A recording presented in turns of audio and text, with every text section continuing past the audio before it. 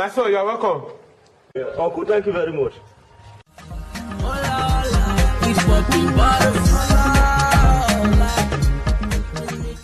So this one pikin of yesterday, don't buy motor, don't get money. So take even come, they dash me money, hold me.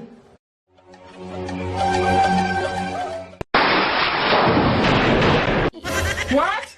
Phone card? Phone card? Apostle will hear of this.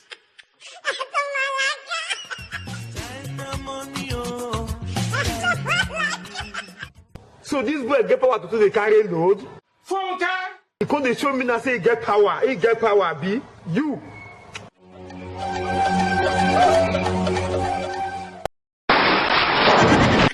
What? Phone card?